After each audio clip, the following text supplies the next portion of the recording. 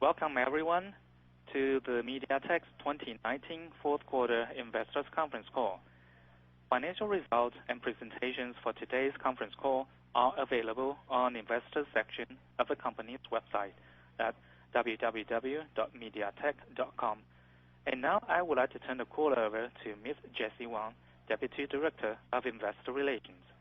Ms. Wang, please go ahead. Good afternoon, everyone. Joining us today are Dr. Rick Tsai, MediaTek CEO, and Mr. David Gu, MediaTek CFO. Mr. Gu will report fourth quarter results, and then Dr. Tsai will provide our prepared remarks. After that, we will open for Q&A. As a reminder, today's presentation will provide forward-looking statements based on our current expectations. The statements are subject to various risks and factors which may cause actual results materially different from the statements. The presentation material supplement non-TIFRS financial measures. Earnings distribution will be made in accordance with financial statements based on TIFRS. For details, please refer to the safe harbor statement in our presentation slides. In addition, all contents provided in this teleconference are for your information only, not intended for investment advice. Neither MediaTek nor any of the independent providers is responsible for any actions taken in reliance on contents provided in today's call. Now, I would like to turn the call to CFO, Mr. David Gu, for the fourth quarter financial results. Thank you, Jessie. Good afternoon. Now I will start with a quick update for our 2019 fourth quarter financial results. All the currency followings will be represented in NT dollars. Start from the revenue. Revenue for the quarter was 64.7 billion NT dollars, down 3.7% sequentially and up 6.3% year-over-year. For 2019, the annual revenue total around 246.2 billion, up 3.4% year-over-year. For gross margin ratio, gross margin of the quarter was 42.5%, up 0.4 percentage points sequentially, and up 3.6% point year-over-year. Gross margin of the year was 41.9%, up 3.4 percentage points from the previous year. For the operating expense for the quarter was $21.3 billion, compared with $21.3 billion in the previous quarter and $19.9 billion in the same period last year. Full year 2019 operating expense was $80.5 billion, increased 6.5% year-over-year. For operating margin, operating income for the quarter was $6.2 billion, down 11.4% sequentially and up 61.7% year-over-year. Operating income for the year was $22.6 billion, up 39.5% year-over-year. For operating margin ratio, the ratio for the quarter was 9.6%, compared with 10.5% in the previous quarter and 6.3% in the same period last year. For the full year, operating margin of the year was 9.2%, up 2.4 percentage points from 2018. For net income of the quarter was $6.4 billion, compared with $6.9 billion in the previous quarter and $4.1 billion in the same quarter last year. Net income for the full year was $23.2 billion, up 11.7% year-over-year. For net income profit margin for the fourth quarter last year was 9.9%, compared with 10.3% in the previous quarter, and 6.7% in the same quarter years ago. Net profit margin of the year was 9.4%, up 0.7 percentage point year-over-year. For earnings per share of fourth quarter last year was 4.03 NT dollar, compared with 4.38 dollars in the previous quarter and 2.63 dollars in the same quarter last year. The total earnings per share for 2019 was 14.69, compared with 13.26 in 2018, That concludes my comment.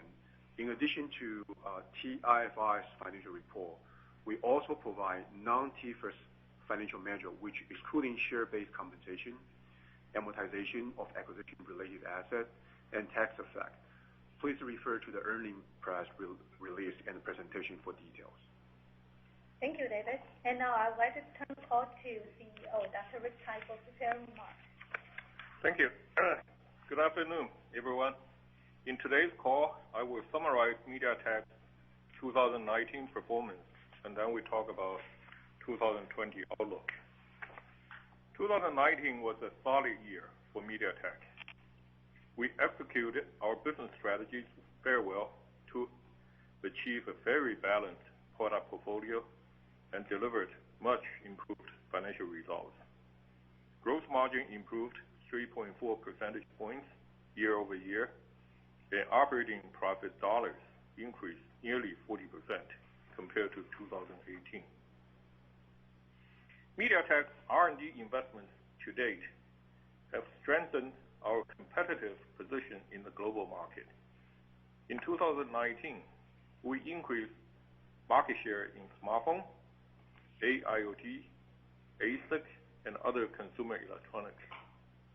Our technology investment in AI, 5G, Wi-Fi 6, enterprise ASIC, and automotive also gained good traction. Although the recent coronavirus situation adds uncertainty to the global economy, with lower near-term visibility, we believe our achievements in 2019 are clear indicators of our overall competitiveness and will translate into mid to long-term growth. Now, let me further elaborate on our three business groups. Mobile computing, which includes smartphone and tablets, accounted for 37% to 42% of revenue in the fourth quarter. We commenced small quantity 5G SoC shipments since December last year and are expecting a gradual ramp throughout 2020. In 2019, our highly competitive 4G smartphone lineup not only succeeded in growing market share, but also in improving profitability. We believe 4G is a long-tail market where MediaTek maintains a strong position and continues to gain share. Our 4G footprint, both in mainland China and other regions, has a strong foothold to build on in 2020. Then for 2020, with 5G rollout around the world, we expect 170 to 200 million units 5G smartphones globally and 100 to 120 million units in mainland China. MediaTek has worked closely with major global operators for 5G interoperability testing and expects to enable 5G smartphones in mainland China, South Korea, Europe, and the US in 2020. On the product side, MediaTek has put forth competitive 5G single-chip solutions for all segments.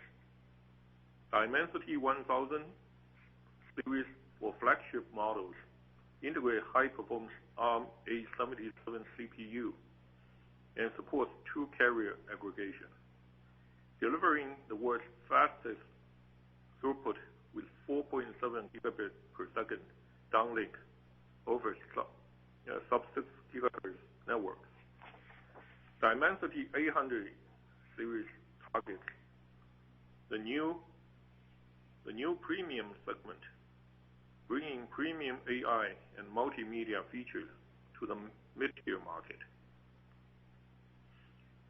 Dimensity 1000 and 800 series designing projects with multiple customers are tracking smoothly. Smartphones powered by these two series are expected to be available in the market in the first quarter and second quarter this year. In addition, we will extend our 5G SoC range to serve a higher volume mass market starting from the third quarter this year. Furthermore, we created a thin modem business line to address 5G business beyond smartphone.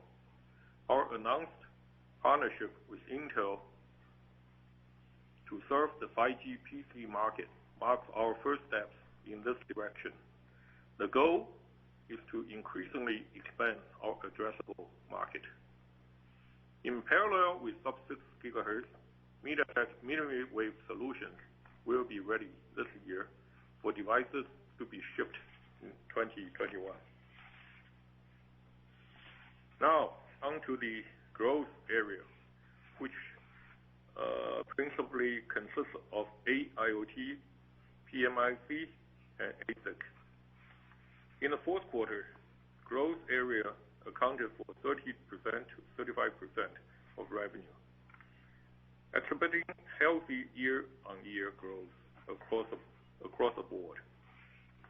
Growth area has delivered double-digit growth rate for the past few years in a row. In 2019, we enabled numerous smart display products globally and had a strong presence in Wi-Fi as well as Bluetooth True Wireless earbuds. PMIC mainly benefited from cross-platform adoptions. And more significantly, we successfully made inroads in enterprise ASIC with our first wire networking solution commencing volume shipment and expect more to come in 2020. Looking forward, we see several positive industry trends, such as technology migration and diversity of connected devices. These trends enable MediaTek to further expand total addressable market in the global space and present tremendous multi-year growth opportunities for us. With a rich and strong IP portfolio, we are confident that we are in a good market position to continue to grow our AIoT, PMIC, ASIC, and automotive business globally in the mid to long term. Next, smart home and others. Primarily TV and other traditional consumer electronics accounted for 26% to 31% of revenue in the fourth quarter. Products in this group are in relatively mature markets and declined seasonally in the fourth quarter.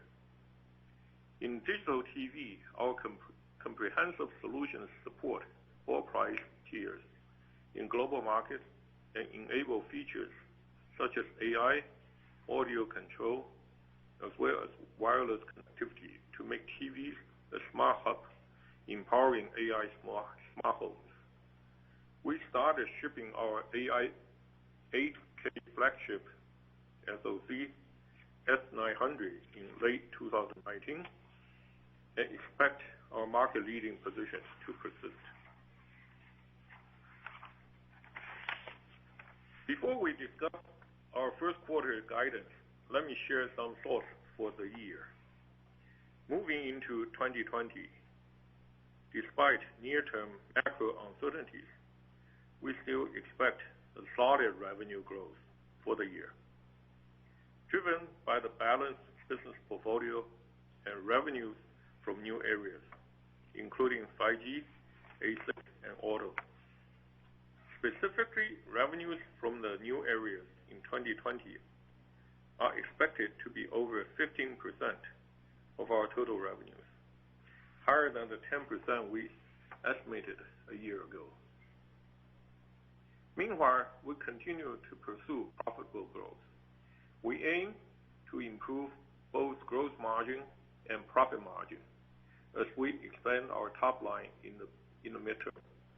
Our gross margin percentage in 2019 exceeded 40% target and should remain stable at current levels in the near term, given product mix dynamics. Operating expenses we will invest prudently in new areas at a similar pace as last year. Through internal resource reallocation and disciplined investment, we expect to achieve healthy operating leverage. For the first quarter of 2020, as the coronavirus situation continues to develop, estimates provided today are based on our best available knowledge at this stage. Despite near-term demand uncertainties, with our balanced and diversified business portfolio, we still see a solid year-over-year revenue and gross margin growth in the first quarter. Based on current effects, our view is that the potential business impact on a full year basis should be manageable. We expect revenue to be in the range of NT 55 billion to 60.2 billion dollars, down 7% to 15% sequentially, and up 4% to 14% year over year, at a forecasted exchange rate of 30 NT dollars to $1 US. We are forecasting gross margin at 42%, plus or minus 1.5 percentage points, and quarterly operating expense ratio to be at 34.5%, plus or minus 2 percentage points.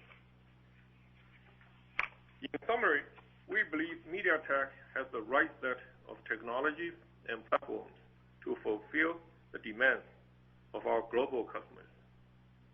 With focus on value creation and execution, despite near-term macro uncertainties, we believe the multi-year opportunities across different sectors remain intact and will continue to drive long-term shareholder value. That concludes my remarks. Thank you. Thank you, Rick. Operator, we are now ready for Q&A. Can we please have the first question? Yes, of course. Ladies and gentlemen, we are now in Q&A session. If you would like to ask questions, please press 01 on your telephone keypad. Please ask your questions after your name is announced. To cancel your question, please press 02. And as a reminder, it is greatly appreciated that you turn off the speakerphone mode of your device to prevent possible echo effect. We thank you for your cooperation. Now, the first to ask questions, Randy Abrams, Credit Suisse. Go ahead, please. Okay, yes, thank you. And good afternoon. Yep, I wanted to ask the first question, maybe just to follow up on the virus impact. And I'm curious, the outlook 170 to 200 million, if there was any adjustment, just reflecting some of what you're seeing with the virus. And from that side, I think two potential, if you're seeing any change, both from a network or device rollout schedule from one side, and then the second would be just whether it's potential demand or customer driving to launch it. Randy, if you look at our numbers, 170 million to 200 million total units globally, this, of course, is the up from our forecast 2 quarters ago, which was 140 million. We believe this is a reasonably cautious estimate. We, of course, understand this virus potential impact on China's domestic demand. However, we've been working with our key customers, well, I shouldn't say working, we've been communicating with our key customers over the past 2 weeks. Most of our 5G product launches, as you know, will be launched in second half this year. and all those projects are basically moving forward. There are certain, of course, potential disruptions from the working methodologies, but our people are working closely with customers to ensure there will be no major delay in the major projects long. So I feel reasonably confident that for MediaTek, the 5G business will not have a major impact from the virus situation, mainly because our major volume will start in late second quarter, extending into the second half. Okay. And thanks for those details. If I could ask a follow-up just in terms of the roadmap, if you could talk maybe the timing when you think we get the first initial volume ramp or models with the 800 series, when that'll reach the market, and then maybe the timing when some of the follow-on mass market chipsets would kind of ramp into devices into the market. Okay. As you know, our flagship chip Dimensity 1000 is being shipped already, and also is available in the market. Our 800 series chips will be shipped in second quarter. I would say roughly mid to late. Yeah, mid to late second quarter. We'll have the production shipment. And for the mass market SoC, we were shipping also in about mid to late third quarter. Okay, great. And the other change, you mentioned the new product, I think originally was 10% or over, now it's 15%. Could you maybe talk the components, how much of that is versus when you made the forecast, like a change on the 5G view versus some of the other products like automotive and networking, like what changes you're seeing on that side? Randy, I think we upsized that the revenue contribution from new product. I think mainly still because of 5G. I feel, of course, both for auto and also for ASIC, we see pretty healthy growth as well. But given the magnitude we talk about here, I think the big portion of the new additional revenue is actually mainly from 5G. Especially if, like the CEO say, given the overall product portfolio we have, and also given the current design pipeline situations, we feel comfortable basically to see the new revenue contribution for this year will be over 15% rather than the earlier comments say more than 10%. Okay, and the last question, I think it's a good sign, like the margins holding stable at these higher levels, like around 42. The 5G, though, I think originally you were saying would be accretive to margin. So with the, I guess, one, if you still see accretive 5G margins, and then the second part, if you start getting more of the inflection with the mainstream in second half, if maybe at that time the margin could start to even move up a bit again.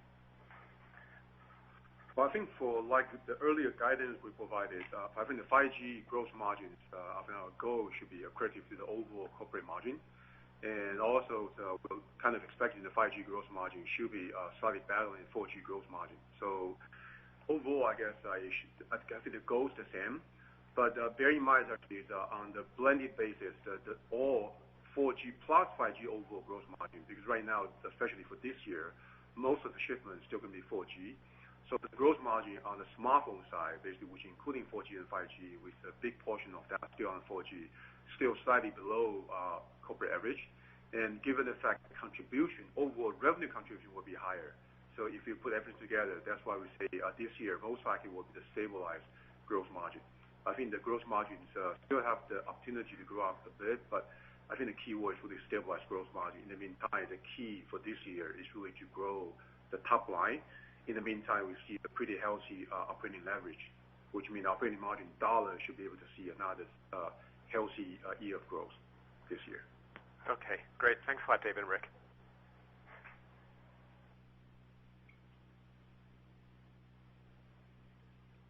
Next one to ask questions, Bill Lu from UBS.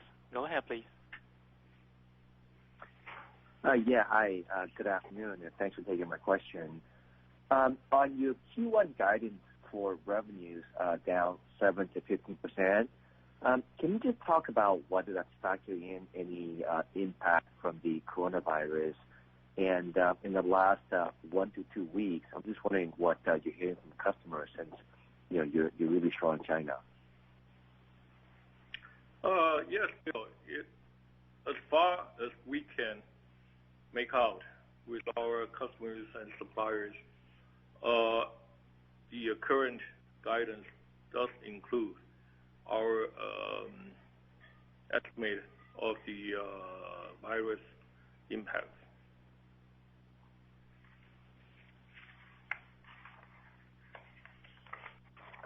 Is there any way you can quantify that? What would the guidance have been without the virus impact?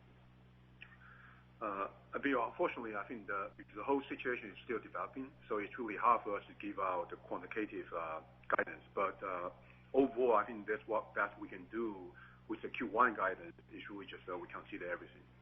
One more thing I'm trying to add on is actually because right now, again, I think one of the key ideas we're trying to propose here is really our overall business portfolio.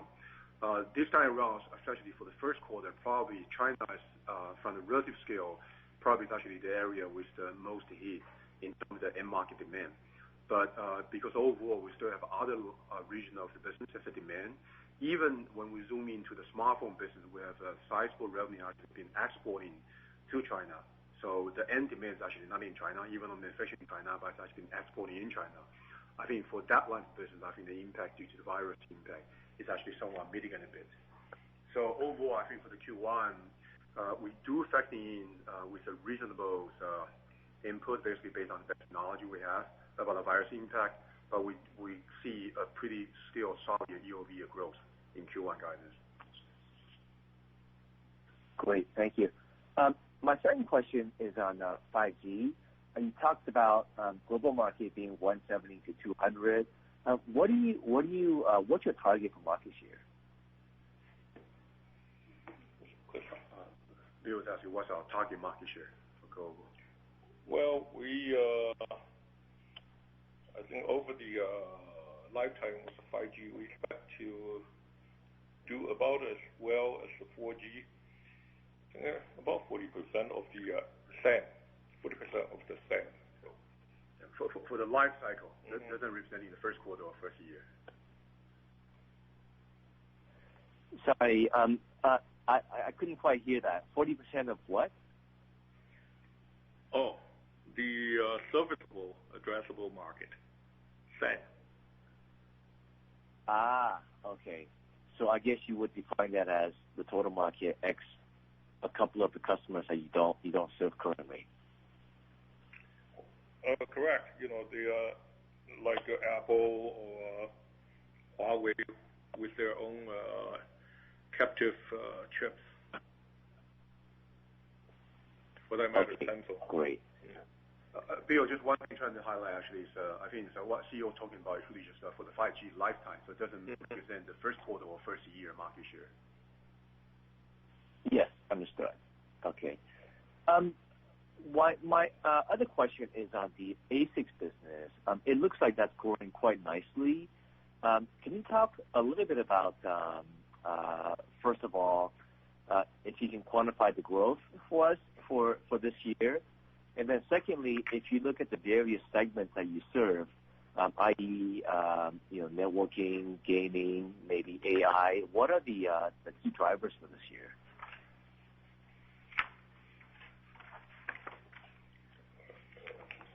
Growth. High single digit, double digit. On the growth, it's about high single digit to double digit, or low teens. The key growth drivers, I think, for this year will be in the network and some of the data center applications. While the game ASIC probably will have a good second half performance because of the change of the major game console for the key customers.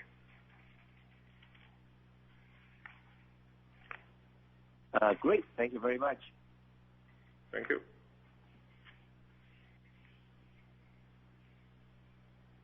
Now the line is open to Gokul Hariharan, JP Morgan. Go ahead, please. Hi. Thanks for taking my questions.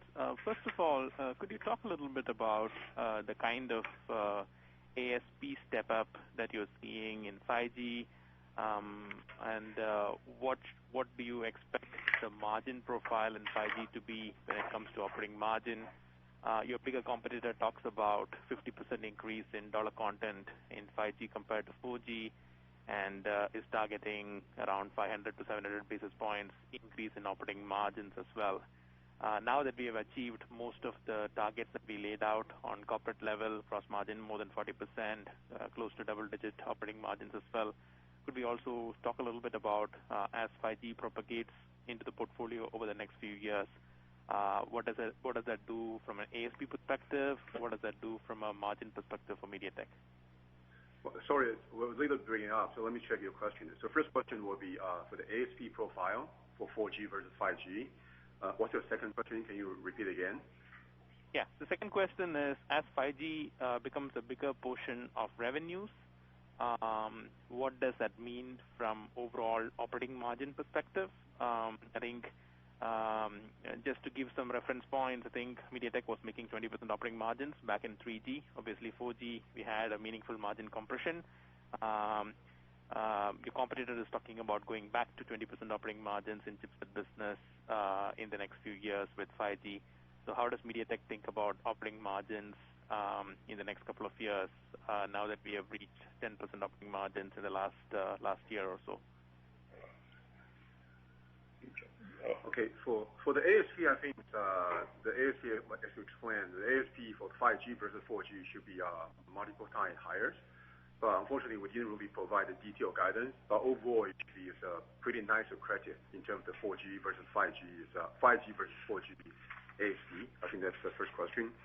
The second question is about the OP and operating margin target. If I take that, I think for this year, if you look at the 2019 and 2018, in the last 2 years, we've both been growing both from the ratio perspective and also from the dollar perspective very nicely. I think especially for the last year.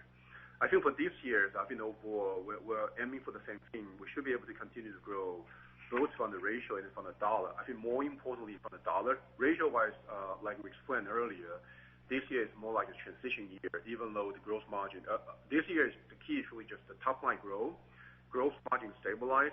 In the meantime, actually we control the operating expense, so we will see some operating leverage. So we should be able to see both the operating margin dollars and also ratio growth. But when you're talking about like 20 or 25%, unfortunately, I think this is not what the industry looks right now, especially when you look at like our competitor or peer company. I think even for the leader right now in the smartphone space right now, they don't really have 20% gross margin, especially if you're judging from the GAAP perspective. Even with the non-GAAP perspective, I think it's below 20%. So I think for the near term, we're really just trying to focus on increase the operating margin dollar. Last year is nice, but more than 30%, 40%. This year, hopefully, will be a nice double digit as well. Okay. David, do you have any guidance on OPEX growth this year? What kind of OPEX growth should we expect for 2020? Last couple of years, I think OPEX has been under a reasonable level of control. I think for last year, the total OPEX increased around 6.5%. This year, I would say it will be the similar pace, if not slightly lower. I think that's our goal. Okay. And my second question, could you give a little bit more breakdown by the different segments for Q1? I think midpoint, you're looking at about 10 to 11% revenue decline in Q1. How does that shape up for smartphone versus growth segments versus the mature segments? We probably can provide some directional guidance, but not the detailed quantitative guidance. I think for Q1, we see both from the mobile sector and also from the growth sector, we all see a pretty healthy growth. For the smartphone sector, I think for Q1 is actually a seasonal decline. Okay, so the other two are growing on a sequential basis. Yeah, but mainly you should use the smartphone. I think in terms of magnitude, I think smartphone is still the one with the strongest growth, quarter-over-quarter growth. Sorry, this is for Q1 or for Q4? For Q1. That's for Q1. Okay. Thank you.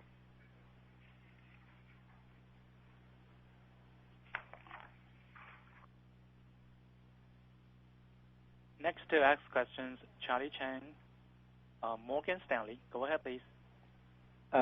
Thanks for taking my question and Happy New Year. Charlie. Yes?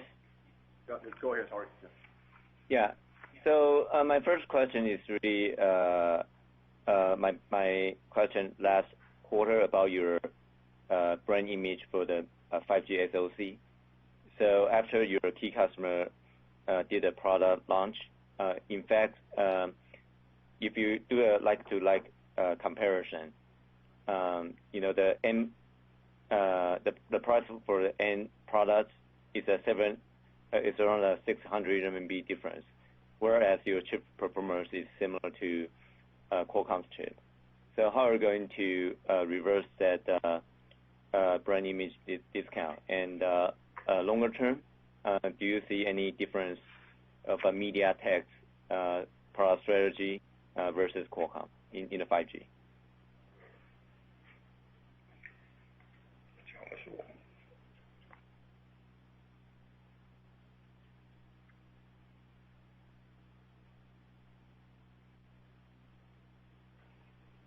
Well, our key customer, if you watch their launching event, they also announced they will use our flagship chip for their higher end products.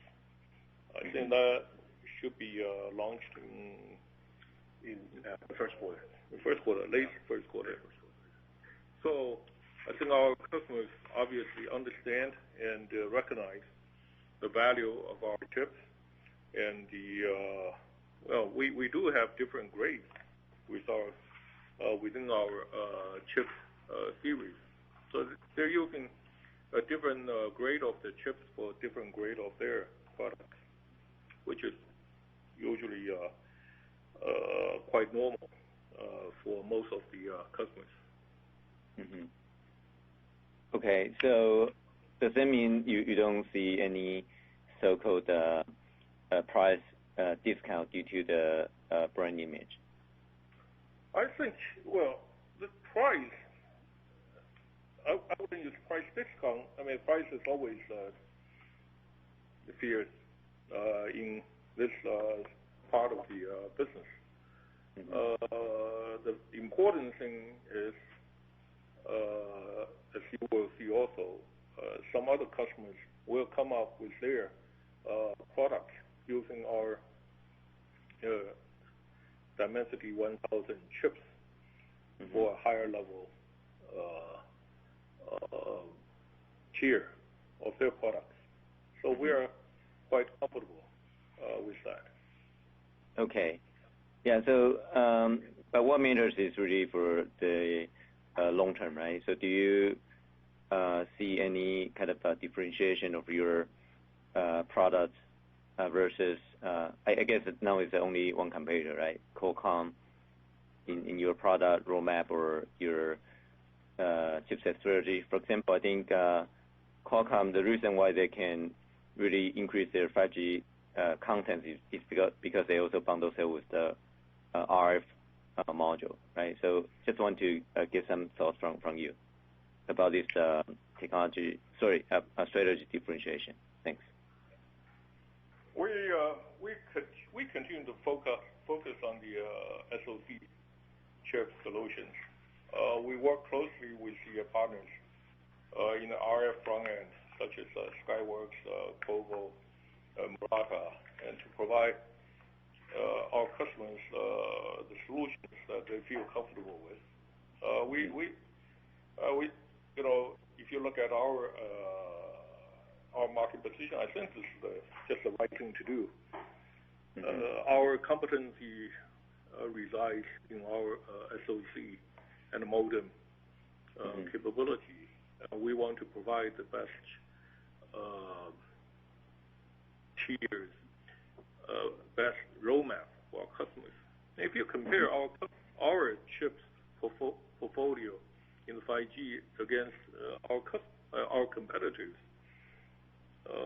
you find that we have really very competitive and really very competitive portfolio. So we're quite comfortable with what we're doing.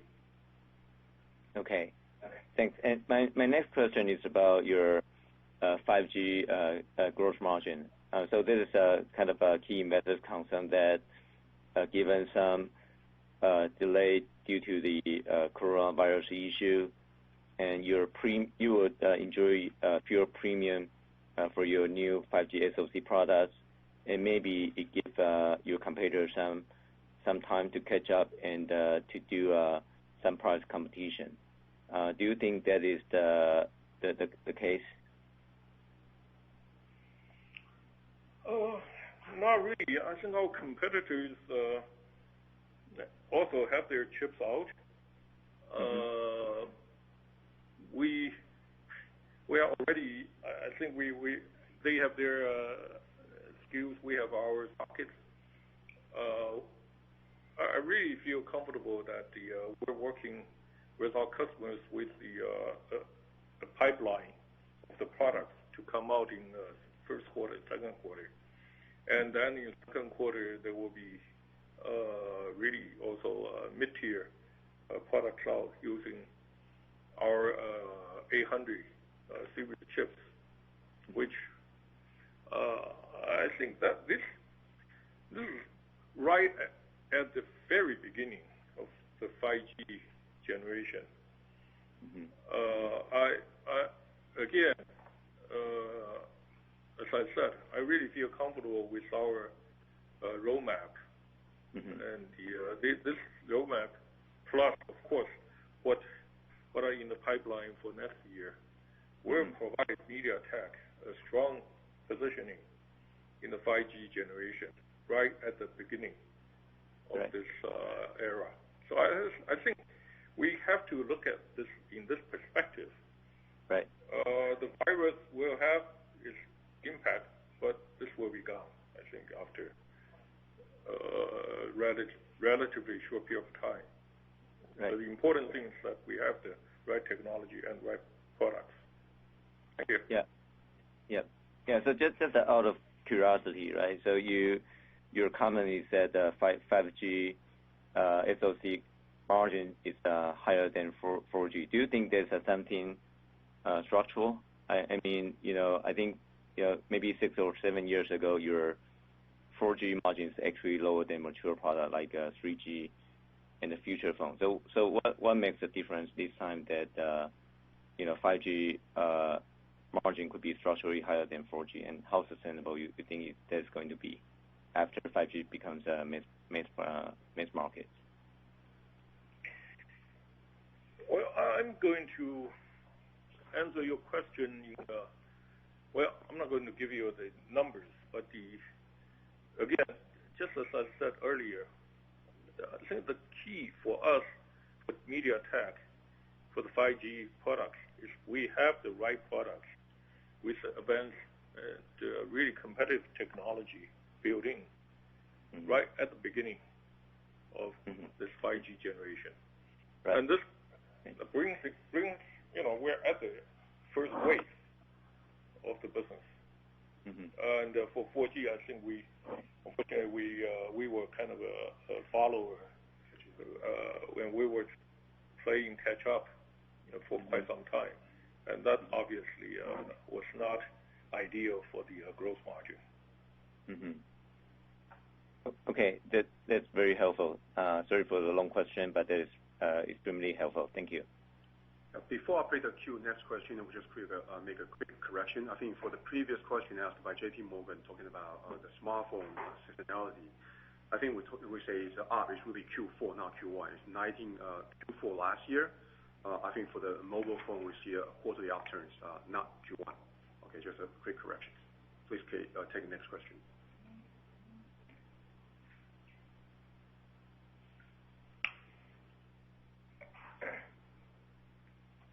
Next one to ask question, Sebastian Ho, CLSA. Go ahead, please. Thank you. My first question is the CEO mentioned the new business will account for 50% of the revenue 2020. And how about the existing business, the other business that are not categorized as new business? Do you expect it to be stable or grow or decline? I think, well, as we said in our opening remark,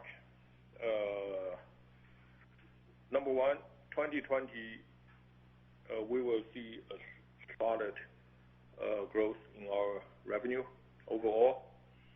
Of course, with 5G and some of the ASIC also, we will have good growth. We continue to have our growth sectors like AIoT, PMIC also to continue growing. For the smart home business, I think we'll have a more mature. It's a more mature market. Plus some of the quite old products, we probably will not see much growth over there. Okay. All right. On gross margin, okay, this is my second question. On gross margin, I think the CFO mentioned that this year the goal is to stabilize the gross margin. But if your new business like auto, AI, 5G will account for 15% of revenue this year versus, I assume, it's low single digit last year, then assuming these new businesses carry higher margin, presumably, then what's the reason behind the stable margin? Is it because the rest of the 85% of revenue, the margin is declining? No, I don't think this is how we should interpret it. The thing about business segment is the mobile growth and also smart home. Obviously, these years we didn't see a strong growth on the mobile side. Mobile by itself, I think the gross margin will improve due to the 5G rollout. But overall, I think that even on the blended side, mobile this year, most of the gross margin contribution is still going to be on the 4G side. So, which means the mobile sector, the gross margin is still slightly lower than the corporate average, and to be more precise, slightly lower than the smart home sector. So for this year, we're going to see some revenue mix shift, which means higher mobile, lower smartphone, and on a blended basis, basically we will see a stabilized gross margin. Okay, so it doesn't mean the gross margin on other sectors decline. It will be just the big business mix is different this year.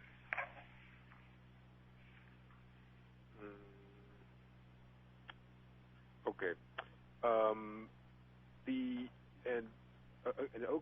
Okay. So when we compare the first half and second half, it looks like the Dimensity, the 800 will ramp in mid to late second quarter, assuming more in second half, and your third SoC will ramp in second half. So which means the 5G as the total smartphone total revenue will be higher in second half versus the first half.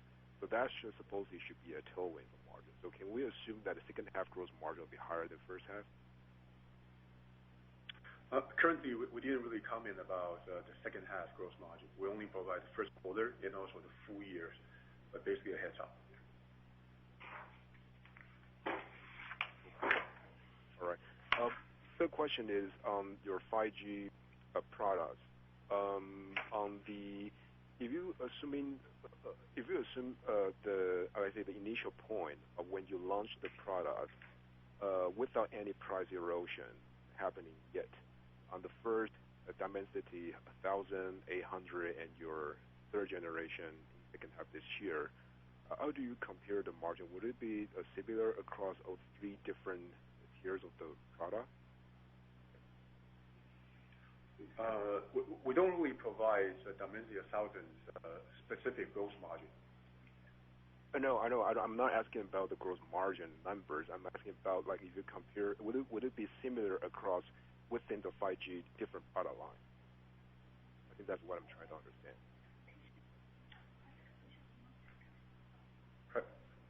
Can you just repeat your question again?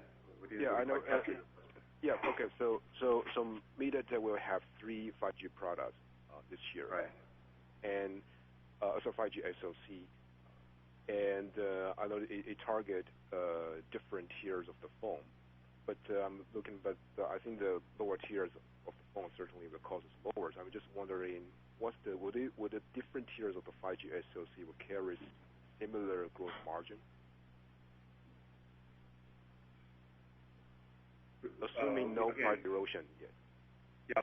Again, we don't really provide, say, 100 series, 800 series, and other series, serious gross margin. We only provide the overall 5G blended gross margin.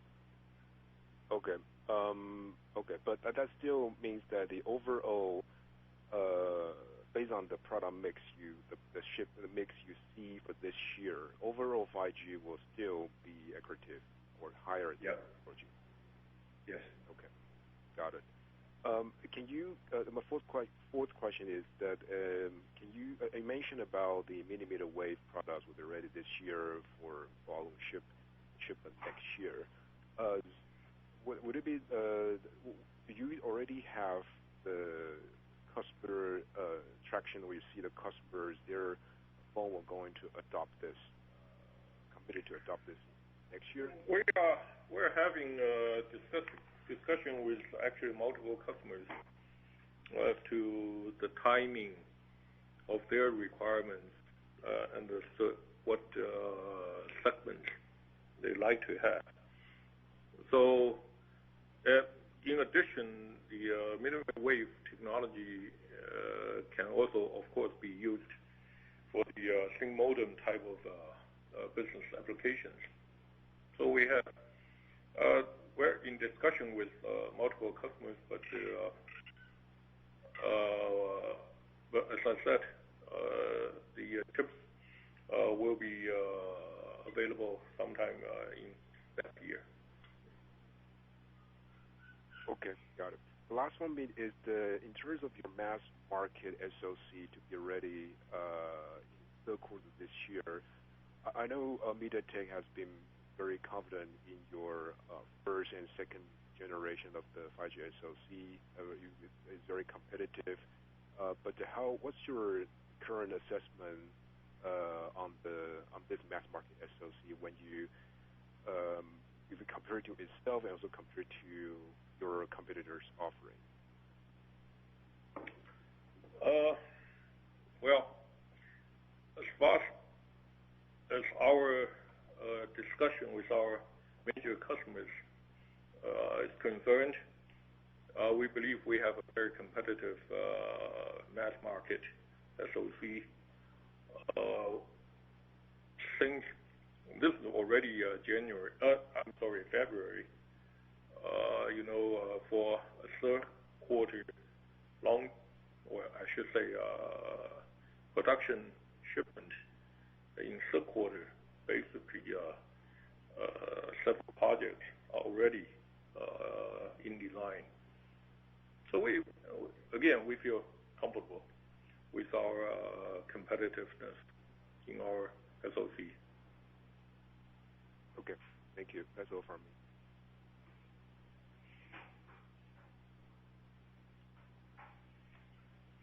The next to ask question, Roland Shi, Citigroup. Please ask your questions. Hi, good afternoon. Thanks for taking my question. First question is, look at your 5G global shipment number, 175 to 200 million. This actually is compared to competitor or compared to the number industry. I think looks a little bit low. Probably is at the low side. Yeah. So any reason on that? Is this because you are particularly conservative on the number, or is that you factor in the impact for the various issue? We do include what we believe the impact of the virus situation. And Roland, if you follow our last two conference calls, we have been we said 140 million 6 months ago, and we said last time higher number than 140 million. Yeah, I know, but this 140 million is extremely low. Yeah. Mm-hmm. We're increasing our estimates. We're not overly aggressive, I guess. Okay. But let's say compared to the market number, I think your competitor are looking for 175 to 225. TSMC is looking for maybe somewhere around 210 to 225, and some expect even more. So your number actually definitely is the lowest in the market. So going forward, do you expect more upside or more downside for your numbers? We're giving you guys a good number as we believe, really. The 5G is really in its first year. I guess we're taking a bit more cautious stance on the number. Yeah, and okay. We're comfortable with that.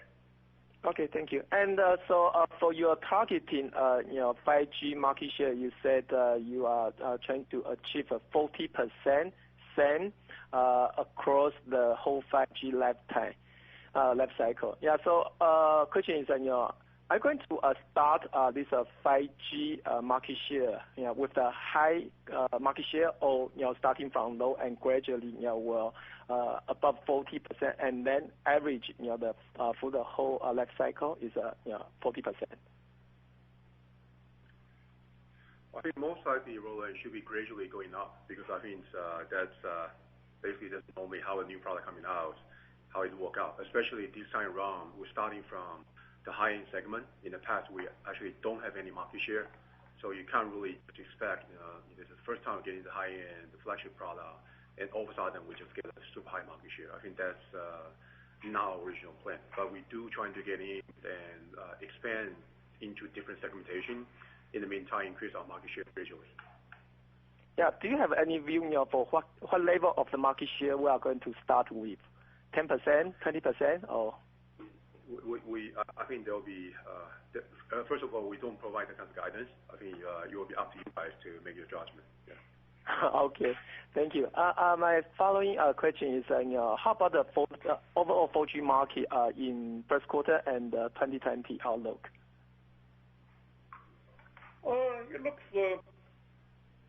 looks actually good. We have strong demand with our 4G chips. And as David kind of mentioned earlier, a lot of those chips are going into the phones, which then are being sold outside of China, from Chinese customers and also from non-Chinese customers. So we feel good about the 4G market demand. So in terms of the total SoC shipment to 4G this year compared to 2019, is the total shipment for 4G going to increase this year? I think we're targeting is our shipment should increase. You said this export market is increased, right? The total shipment, which including mainly on the export market, because in China, sizable portion will be replaced by 5G. Mm-hmm. So the big portion will be 4G. But when I'm talking about the increase in shipment, I'm talking about total shipment.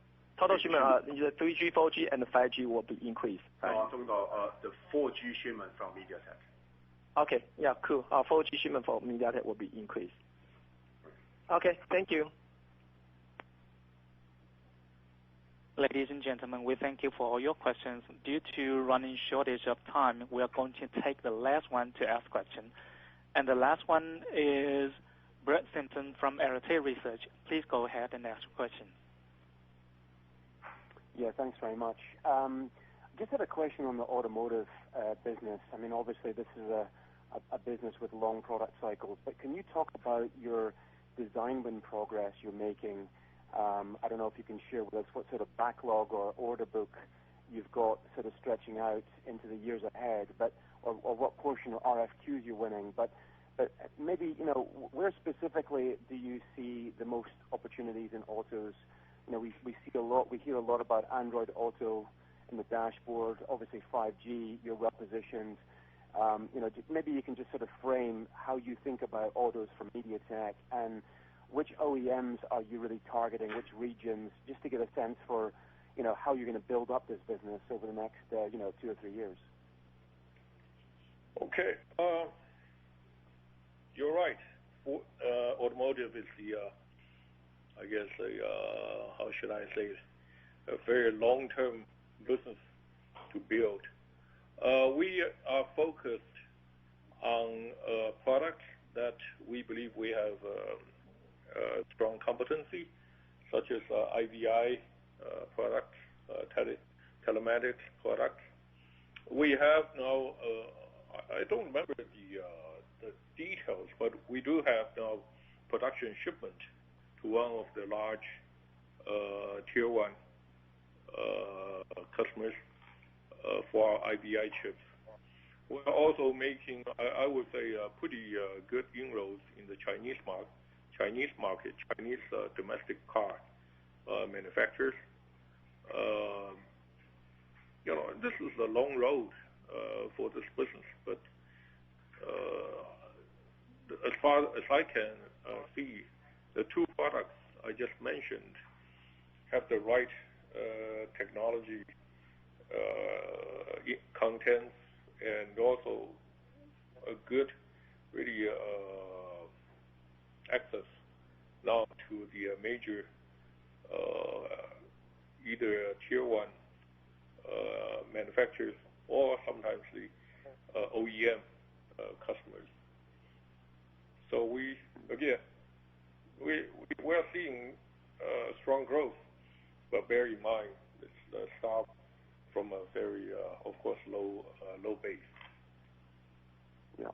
Thank you. And maybe just on that point, Rick. I mean, you mentioned a lot of these areas are coming off a low base. They're in investment mode today.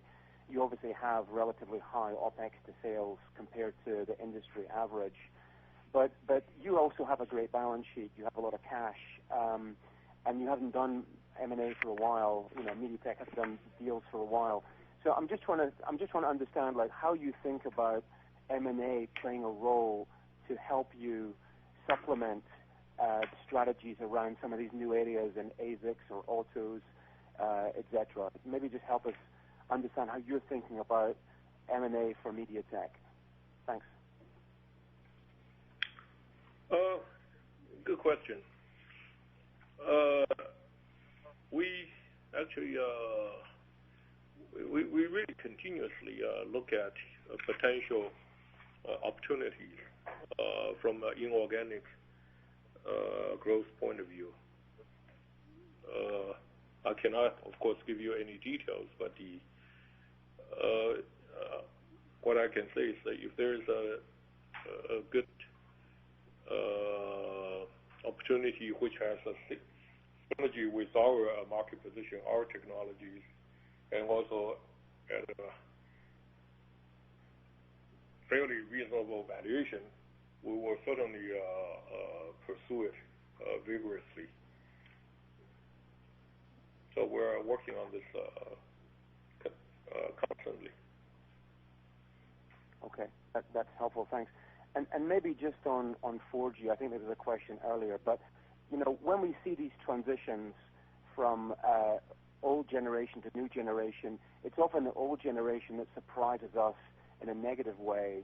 And I'm trying to understand how you see 4G playing out for MediaTek in 2020. Do you think it's a flat revenue year for you guys? Do you think it's going to inevitably start to decline, say, in the second half of the year? And how about that gross margin as you go into the sunsetting of 4G over the next couple of years? Would you expect returns in 4G to actually start to rise? Thank you.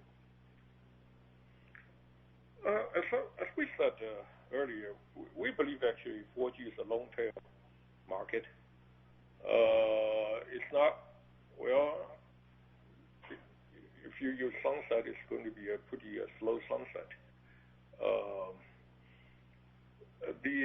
If you look at the 5G certainly is coming up.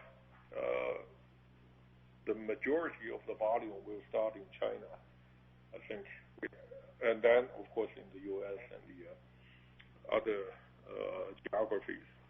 But there are still many people, the current users, who will need 4G phones this year, next year, in different part of the world. And our customers are really providing those services to those people. I think David said earlier, our 4G shipment this year will go up compared to last year. I guess that demonstrates our belief in the 4G market. Great. And maybe just finally, Wi-Fi 6. I think this is a big transition for MediaTek. You've obviously got a large Wi-Fi business today. Can you talk maybe more broadly about what Wi-Fi 6 looks like this year for MediaTek?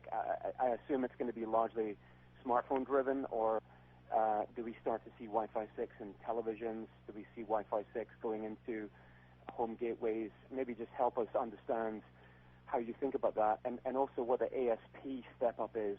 You know, some of your competitors are talking about a 50% increase in ASP. Is that right ballpark to think about for Wi-Fi 6 relative to current generation 802.11n or AX or whatever it is? Thank you. Okay. Wi-Fi 6, of course, is again kind of a new generation for the Wi-Fi, and we had our first products in a router late last year already. We have, of course, we have our Wi-Fi 6 building in our 5G SoC chips, but I'm talking about the Wi-Fi 6 products that we can sell independently. We also have design in the high-end 8K TVs for our Wi-Fi 6 chips. We are quite